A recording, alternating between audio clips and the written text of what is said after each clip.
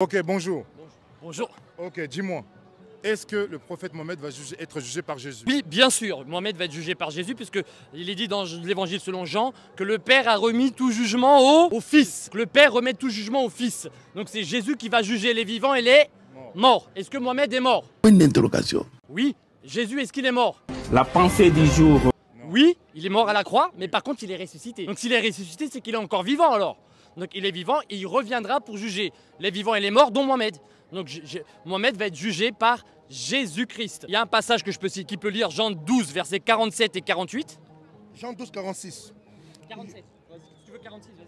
Je suis venu comme une lumière dans le monde, afin que quiconque croit en moi ne demeure pas dans les ténèbres. Si quelqu'un entend mes paroles, qui ne les garde point, si ce n'est pas moi qui le juge, car je suis venu non pour juger le monde, mais pour sauver le monde. Continue.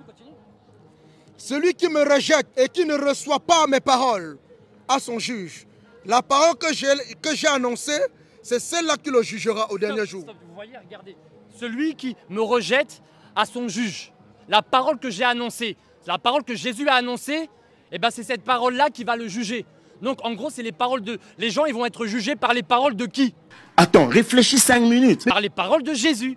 Donc tout ce que Jésus dit dans l'évangile, les chrétiens, ils acceptent, les vrais chrétiens, mais les musulmans, ils font un tri. Ils prennent ce qui les arrange. Et c'est pas comme ça que ça fonctionne pour aller au paradis. C'est soit tu prends toutes les paroles de Jésus, soit tu prends ce qui t'arrange, mais Dieu ne va pas amener au paradis ceux qui font un tri sur les paroles de Jésus. Tu dois accepter toutes les paroles de Jésus pour aller au paradis. Si tu rejettes les paroles de Jésus, je donne un exemple. Jésus a dit dans Matthieu chapitre 18, dans Matthieu chapitre 20 à partir du verset 18, il dit que le Fils de l'homme sera livré, il sera crucifié. Jésus lui-même, il dit qu'il va être condamné à mort. Jésus il parle de sa mort, de sa crucifixion et de sa résurrection. Est-ce que les musulmans croient que Jésus a dit ça? Non. Donc c'est cette parole qui va les juger. Jésus va juger Mohamed qui renie que Jésus était à la croix. Mohamed il dit que c'était un faux semblant. Mohamed il verra, quand Jésus reviendra, Mohamed verra les mains percées de Jésus. Il verra à ce moment-là que ce n'était pas un faux semblant. Parce que saint Thomas, il ne croyait pas, mais quand Jésus s'est révélé à saint Thomas, il lui a dit « Mets ton doigt sur ma main, mets ta main sur mon côté, crois, ne sois pas incrédule ».